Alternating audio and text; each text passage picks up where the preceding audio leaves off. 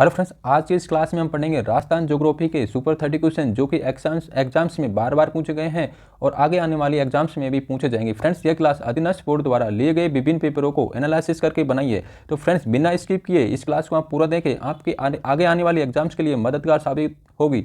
तो फ्रेंड्स, अब देरी न करते हुए क्लास को स्टार्ट करते हैं। आज का हमारा पहला प्रश्न है, सोरसेन नामक स्थान किसके लिए प्रसिद्ध है?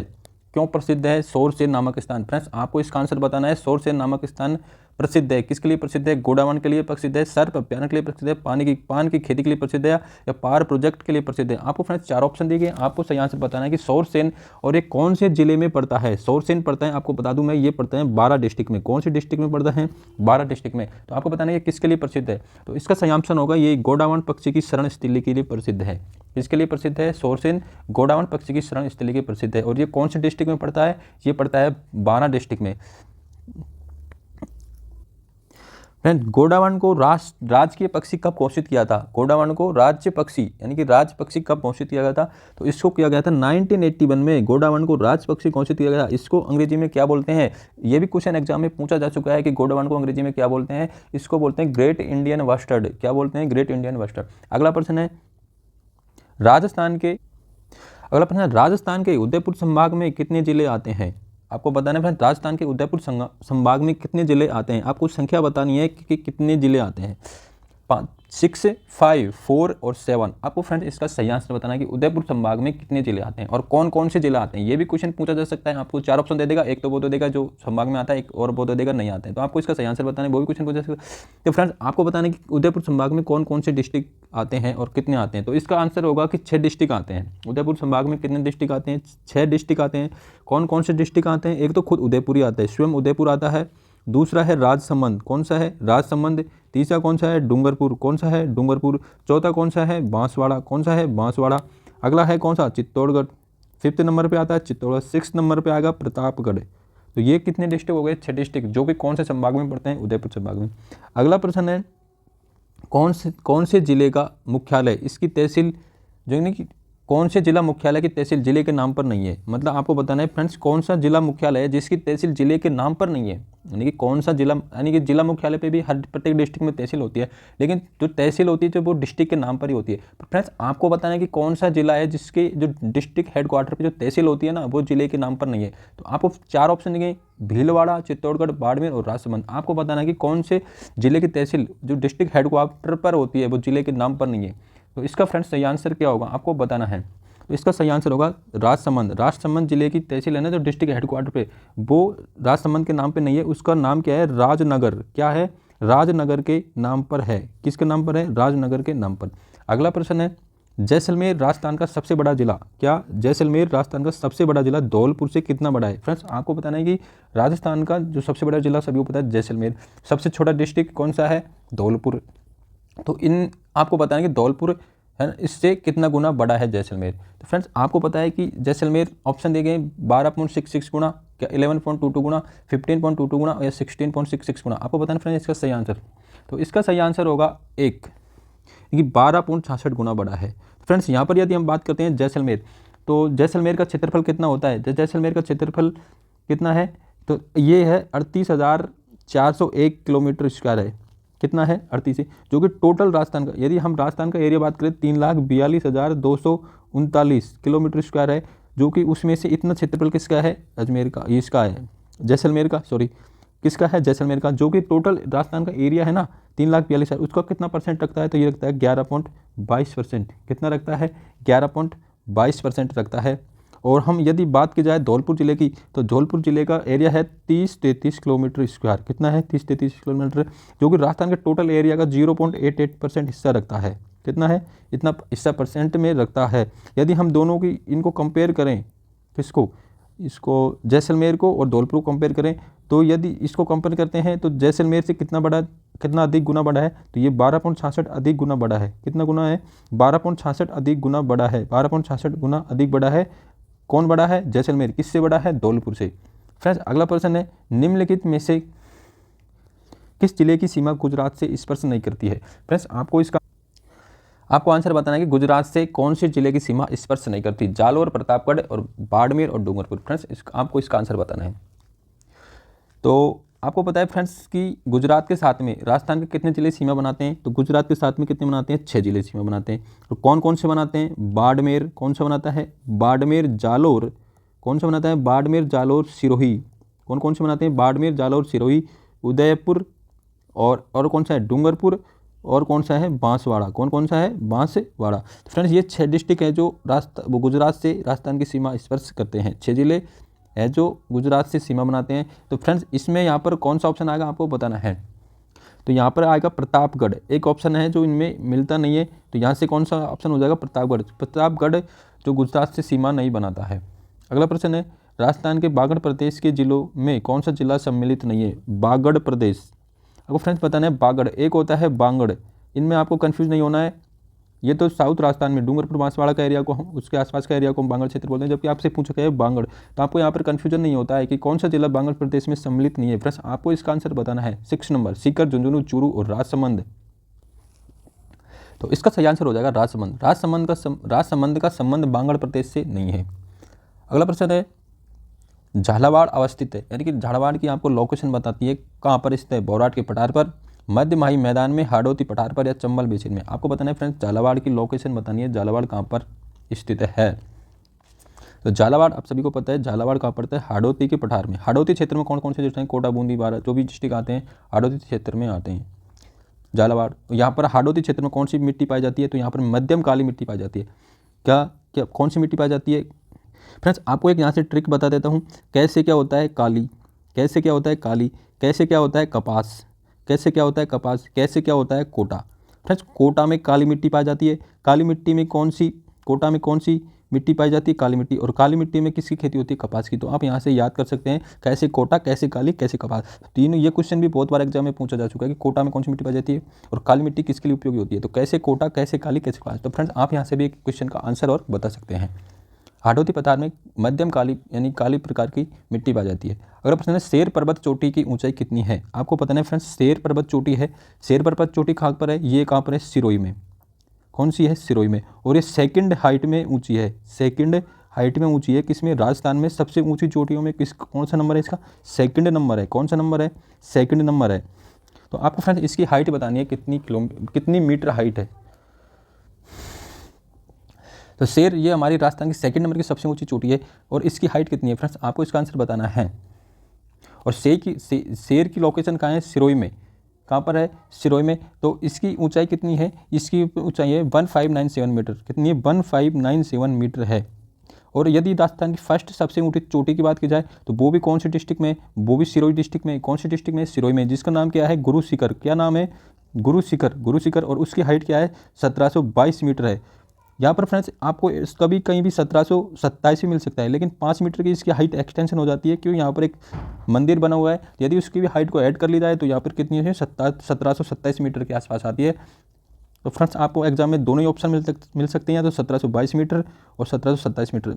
तो दोनों ही ऑप्शन सही है। आपको देखना होगा ऑप्शन के हिसाब से क्या दिया हुआ है। राजस्थान में शीतकाल में वर्षा करने वाले विक्षोभों की उत्पत्ति होती है। जो राजस्थान में शीतकाल में वर्षा होती है, जो सर्दियों के दिनों में वर्षा होती है, तो वो कौन से विक्षोभ से उसकी उत्पत्ति होती है? तो उसको हम क्या बोलते हैं? राजस्थान में जो शीतकाल में वर्षा होती है उसको क्या बोलते हैं? मावठ। क्या बोलते हैं?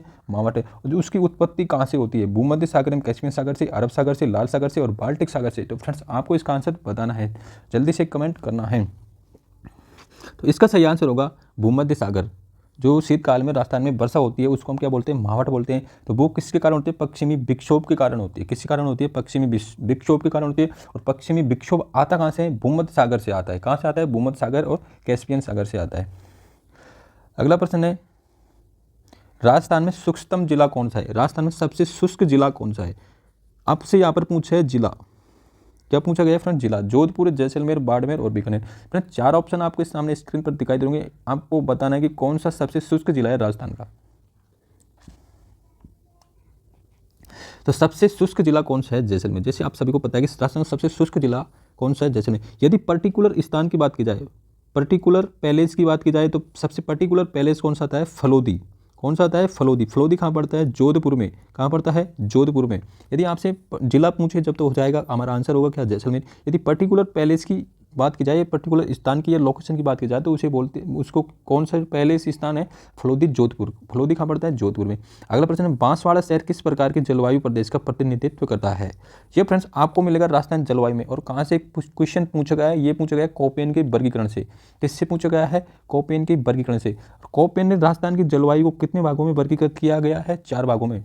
कौन, 4 भागों में विभाजित किया है। कोपेन ने राजस्थान की जलवायु को कितने भागों में विभाजित किया है, 4 भागों में। तो पहला कौन सा है, BWHW, कौन सा है, BWHW। दूसरा कौन सा है, BSHW। तीसरा है CWG और चौथा है AW। तो फ्रेंड्स कोपेन ने राजस्थान की जलवायु को 4 भागों में विभाजित किया है, BWHW, BSHW, CWG और AW। तो आपसे यहाँ पर पूछा गया है बांसवाड़ा शहर किस प्रकार के जलवायु प्रदेश का प्रतिनिधि शहर है, यानी प्रतिनिधि जिला है। और फ्रेंड्स कोपेन ने जलवायु वर्गीकरण किया है ना, उसका आधार क्या माना है, उसका बेस क्या है। तो उसका बेस क्या है, उसका बेस है वनस्पति। उसने किसको आधार माना है, वनस्पति को। किसको माना है, वनस्पति को आधार माना है। वनस्पति के आधार पर कोपेन ने राजस्थान जलवायु को वर्गीकरण किया है। तो आपको बताएं, बांसवाड़ा कौन से जलवायु प्रदेश का विभाजित करता है, वो प्रतिनिधित्व करता है। बांसवाड़ा करता है AW का, बांसवाड़ा करता है AW का। और ये सबसे छोटा जलवायु प्रदेश है। क्या, सबसे छोटा जलवायु प्रदेश। आपसे एग्जाम में पूछे सबसे छोटा जलवायु प्रदेश कौन सा है, AW। आपसे पूछे सबसे बड़ा जलवायु प्रदेश कौन सा है, तो CWG सबसे बड़ा। ये क्या हो जाएगा, सबसे बड़ा। और यदि इसका आपसे प्रतिनिधि जिला पूछे, CWG का प्रतिनिधि जिला पूछे, तो कौन सा जिला आ जाएगा, टोंक जिला। कौन सा जिला आ जाएगा, टोंक जिला। यदि आपको BSHW का प्रतिनिधि जिला पूछे, तो ये कौन सा डिस्ट्रिक्ट आएगा, नागौर। कौन सा डिस्ट्रिक्ट आएगा, नागौर डिस्ट्रिक्ट। और BWHW का प्रतिनिधि जिला पूछे, तो ये ऑप्शन आएगा आपका बीकानेर। कौन सा आएगा, बीकानेर।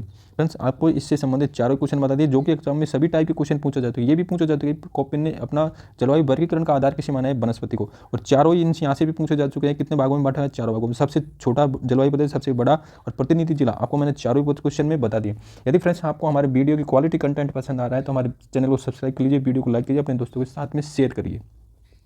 अगला प्रश्न है, राजस्थान में भूरी मिट्टी का प्रसार कहाँ पर है। क्या पूछा गया आपसे, राजस्थान में भूरी मिट्टी का प्रसार कहाँ पर है। तो आपको बताना है फ्रेंड्स, इसका आंसर राजस्थान में भूरी मिट्टी का प्रसार कहाँ पर है। तो राजस्थान में भूरी मिट्टी का कहाँ पर है, बनास नदी के प्रवाह क्षेत्र में। क्या, बनास नदी के प्रवाह क्षेत्र में, जैसे कि सवाई माधोपुर, टोंक, यानी कि पूर्वी राजस्थान में। तो इसका आंसर क्या हो जाएगा, बनास नदी भूरी मिट्टी कहाँ पाई जाती है, बनास नदी के प्रवाह क्षेत्र में। राजस्थान के किस जिले में लाल मिट्टी पाई जाती है, कौन सी मिट्टी पाई जाती है, राजस्थान के कौन से जिले में लाल मिट्टी पाई जाती है। तो फ्रेंड्स इसका आंसर बताना है आपको, जोधपुर, बांसवाड़ा, सिरोही और कोटा। फ्रेंड्स 4 ऑप्शन देखिए, लाल मिट्टी कौन से जिले में पाई जाती है राजस्थान में। फ्रेंड्स ये आपको आंसर बताना है। तो लाल मिट्टी कौन से जिले में पाई जाती है, जोधपुर, बांसवाड़ा, सिरोही और कोटा। फ्रेंड्स इसका सही आंसर क्या हो जाएगा, बांसवाड़ा, यानी कि राजस्थान के दक्षिण में, राजस्थान के दक्षिणी भाग में बांसवाड़ा में कौन सी मिट्टी पाई जाती है, रेड मिट्टी। अगला प्रश्न है, अनास, एरा, सोम किस नदी की सहायक नदियाँ हैं। अनास, एरा और सोम फ्रेंड्स कौन सी नदी की सहायक नदियाँ। फ्रेंड्स आपको बताना है, माही की, बनास की, साबरमती की और या काली सिंध नदी की। फ्रेंड्स 4 ऑप्शन आपको दिए गए हैं। आपको बताना है कि कौन सी नदी की सहायक नदियाँ हैं, एरा, सोम और अनास, एरा और सोम किस नदी की सहायक नदी है। फ्रेंड्स आपको इसका आंसर बताना है। तो इसका आंसर हो जाएगा 1, माही नदी की। कौन सी नदी की है, माही नदी की। अगला प्रश्न, राजस्थान में कौन सी नदी अर्जुन की गंगा के नाम से जानी जाती है। अर्जुन की गंगा, फ्रेंड्स अर्जुन की गंगा के नाम से जानी जाती है, जिसका उद्गम होता है बैराट की पहाड़ी जयपुर से, और जयपुर, दौसा और भरतपुर में जाके समाप्त हो जाती है। तो आपको बताएं, अर्जुन की गंगा के नाम से कौन सी नदी जानी जाती है। तो अर्जुन की गंगा के नाम से जानी जाती है बाणगंगा नदी। बैराट की पहाड़ी कहाँ से, जयपुर से इसका उद्गम होता है। अगला प्रश्न है, किस नदी का जल जयसमंद झील द्वारा उपयोग में लाया जाता है, यानी कौन सी नदी है उसका जल को जयसमंद झील में उपयोग में लाया जाता है। फ्रेंड्स आपको इसका गोमती, बनास, चंबल और सोम। तो इसका सही आंसर क्या होगा, इसका होगा गोमती नदी। गोमती नदी का जल को कौन सी यूज करती है, झील जयसमंद झील इसका उपयोग करती है। अगला प्रश्न है, फाय सागर झील कहाँ स्थित है। फ्रेंड्स आपको बताना है, फाय सागर झील कहाँ स्थित है, उदयपुर, अलवर, भरतपुर और अजमेर। आपको 4 ऑप्शन देंगे आपकी स्क्रीन पर, कौन कौन सी वो फाय सागर झील कौन सी डिस्ट्रिक्ट में स्थित है। तो इसका आंसर हो जाएगा फ्रेंड्स 4 नंबर, अजमेर जिले में। फाय सागर झील अजमेर जिले में स्थित। अगला प्रश्न है, कौन सी झील खारे पानी की झील है। फ्रेंड्स 4 ऑप्शन दिए गए हैं आपको, उनमें 3 तो झील कौन सी है, मीठे पानी की, 1 खारे पानी की। तो आपको उसको बताना है कि खारे पानी की झील कौन सी है, आना सागर, पिछोला, डिडवाना और राजसमंद। फ्रेंड्स आपको इसका आंसर बताना है कि खारे पानी की झील कौन सी है। तो खारे पानी की झील कौन सी है? डिडवाना, जो कि कहाँ पड़ती है? नागौर जिले में। कौन से जिले में पड़ती है? नागौर में। और यदि दोस्तों आपसे पूछे सबसे ज़्यादा पशु मेले भी कौन से जिले में लगते हैं? नागौर में। अगला प्रश्न है मेजा बांध कहाँ है? मेजा बांध कौन सी नदी पे है और कौन से डिस्ट्रिक्ट में? फ्रेंड्स ये आपको बताना है। इसकी नदी आपको कमेंट करनी है, डिस्ट्रिक्ट तो हम बताएंगे और नदी आपको इसको कमेंट में करनी है कि मेजा बांध कौन सी नदी पर कौन से डिस्ट्रिक्ट में स्थित है। मेजा बांध भीलवाड़ा, बांसवाड़ा, अजमेर, उदयपुर। 4 ऑप्शन दिए गए हैं। तो फ्रेंड्स आपको सही आंसर बताना है कि मेजा बांध कौन सी नदी पर है, कौन सी नदी पे है और कौन से डिस्ट्रिक्ट में है। तो मेजा बांध है भीलवाड़ा डिस्ट्रिक्ट में। कौन से डिस्ट्रिक्ट में है? भीलवाड़ा नदी में। और कौन सी नदी पे है? कोठारी नदी पर। कौन सी नदी पर है? कोठारी नदी पर। यानी कि मेजा बांध कहाँ है? भीलवाड़ा में। और कौन सी नदी पे है? कोठारी नदी पे। रानी जी की बावड़ी, क्या रानी जी की बावड़ी राजस्थान के किस जिले में स्थित है? आपको फ्रेंड्स इसका आंसर बताना है। रानी जी की बावड़ी कौन से जिले? बीकानेर, बूंदी, जयपुर, जोधपुर। रानी जी की बावड़ी आपको आंसर बताना है कौन से जिले में स्थित है। तो ये दोस्तों ये स्थित है बूंदी जिले में। कौन से जिले में है? बूंदी जिले में। अगला प्रश्न है कंवर सेन लिफ्ट नहर, इंदिरा गांधी की लिफ्ट नहर है कंवर सेन, जो इससे कौन कौन से जिले लाभान्वित होते हैं? आपको जिलों का युग में बताना है। बीकानेर, गंगानगर, बीकानेर, नागौर, जैसलमेर, जोधपुर, चूरू और झुंझुनू। आपको 4 ऑप्शन दिए। आपको बताना है कि कंवर सेन लिफ्ट नहर का से लाभान्वित होने वाले जिले कौन कौन से हैं। फ्रेंड्स इसका सही आंसर होगा बीकानेर और गंगानगर। बीकानेर और गंगानगर कंवर सेन लिफ्ट नहर से लाभान्वित होने वाले जिले हैं। अगला प्रश्न है गरदड़ा बृहद परियोजना, गरदड़ा बृहद पेयजल परियोजना यानी कि पीने योग्य जल, जो पीने के योग्य जल है, तो राजस्थान के इनमें से किस जिले से संबंध रखता है, यानी कि संबंधित है। गरदड़ा बृहद पेयजल परियोजना, ये दोस्तों पेयजल है, नहीं कृषि के लिए नहीं है, यानी पीने के लिए है। पेयजल के गरदड़ा पेयजल परियोजना बूंदी, कोटा, बाना, झालावाड़। आपको फ्रेंड्स 4 ऑप्शन दिए, आपको बताना है सही आंसर क्या होगा। तो ये भी इसका संबंध किस जिले से? बूंदी जिले से। कौन से जिले से? गरदड़ा बृहद पेयजल परियोजना का संबंध किस जिले से? बूंदी जिले से। सेवण घास किस जिले में पाई जाती है? फ्रेंड्स आपको बताना है सेवण घास किस जिले में पाई जाती है। आपको बताना है सर फ्रेंड्स सेवण घास कौन से जिले में पाई जाती है? बाड़मेर, जोधपुर, जैसलमेर, सीकर। तो सेवण घास कौन से जिले में पाई जाती है? फ्रेंड्स आपको इसका आंसर बताना है सेवण घास पाई जाती है जैसलमेर जिले में। कौन से जिले में? जैसलमेर जिले में। विश्व पर्यावरण दिवस कब मनाया जाता है? फ्रेंड्स आप सभी को पता है विश्व पर्यावरण दिवस कब मनाया जाता है? फ्रेंड्स आप सभी को पता है विश्व पर्यावरण दिवस कब मनाया जाता है? भाई सब मिस्टेक हो गया, 5 जून को। कब मनाया जाता है? 5 जून को। विश्व पर्यावरण दिवस कब मनाया जाता है? 5। और दोस्तों 1-2 इंपॉर्टेंट है। विश्व पर्यावरण दिवस 5 जून को। विश्व पृथ्वी दिवस अर्थ डे कब मनाया जाता है? 22 अप्रैल को। विश्व जल दिवस कब मनाया जाता है? 22 मार्च को। विश्व मौसम विज्ञान दिवस मनाया जाता है 23 मार्च को। ओजोन दिवस O3, ओजोन को हम O3 से रिप्रेजेंट करते हैं, जो कि सूर्य से आने वाली अल्ट्रा वायलेट रेज को हमारी बॉडी से, अल्ट्रा वायलेट रेज हमारी बॉडी के लिए हानिकारक होती है, तो उनको रोक के रखती है, यानी कि अल्ट्रा वायलेट रेज से हमारी बॉडी को प्रोटेक्ट करती है। अल्ट्रा वायलेट रेज से कौन सा होता है? त्वचा कैंसर होने की संभावना रहती है। आपको दोस्तों एक फ़ायदा होता है, एक जो ब्लैक कलर के जो काले आदमी होते हैं उनको त्वचा कैंसर जल्दी से नहीं हो पाता है, उनमें त्वचा कैंसर होने की संभावना कम रहती है। ये साइंटिफिक रीज़न है। अगला प्रश्न है, इसका तो हो गया। अगला प्रश्न है शेरगढ़ वन्य जीव की क्षेत्र निम्नलिखित में से किस जिले में? यानी कि शेरगढ़ वन्य जीव क्षेत्र निम्न में से किस जिले में? आपको फ्रेंड्स ऑप्शन दिए 12, उदयपुर, जयपुर और बीकानेर। आपको बताना है सही आंसर कि शेरगढ़ वन्य जीव कौन से जिले में है? कौन से जिले में है शेरगढ़ वन्य जीव क्षेत्र? कौन से जिले में है? तो शेरगढ़ कहाँ है? शेरगढ़ है भाई साहब 12 जिले में। कौन से जिले में है? 12 जिले में। और शेरगढ़ वन्य जीव की स्थापना कब हुई थी? इसकी स्थापना हुई 1983 में। कौन सी कब हुई थी? 1983 में। शेरगढ़ वन्य जीव को किस नाम से जाना जाता है? इसको सांपों की शरण स्थली यानी कि सर्पों की शरण स्थली के नाम से जाना जाता है। संरक्षण या शरण स्थली के नाम से जाना जाता है।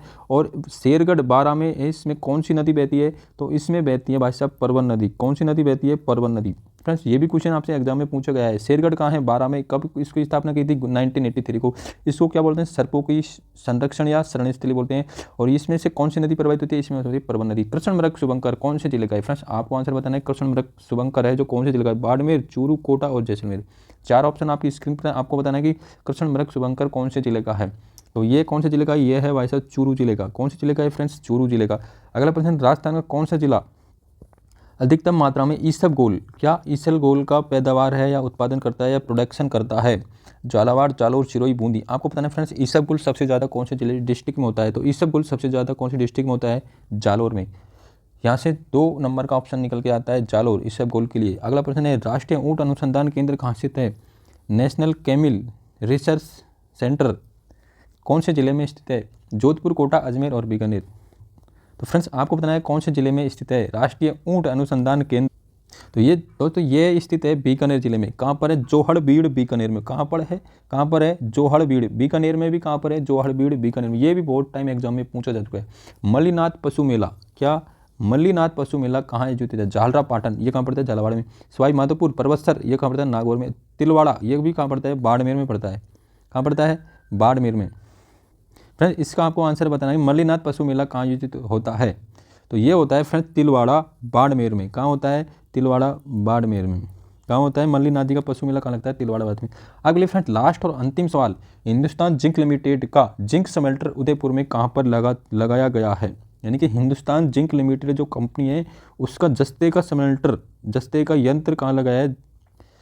उदयपुर में कौन से स्थान पर लगाया गया है? फ्रेंड्स आपको बताना है खेतड़ी उदयपुर, नीमराणा उदयपुर, देवारी उदयपुर, निम्बाहेड़ा उदयपुर। तो फ्रेंड्स आपको ये है तो चारों ही पहले इस कौन से डिस्ट्रिक्ट में है? उदयपुर डिस्ट्रिक्ट। आपको इनमें से बतानी कौन सी जगह पर हिंदुस्तान जिंक लिमिटेड का सेंटर जिंक स्मेल्टर लगाया गया है। तो फ्रेंड्स इसका सही आंसर होगा देवारी उदयपुर में। कहाँ पर? देवारी उदयपुर में लगाया गया है।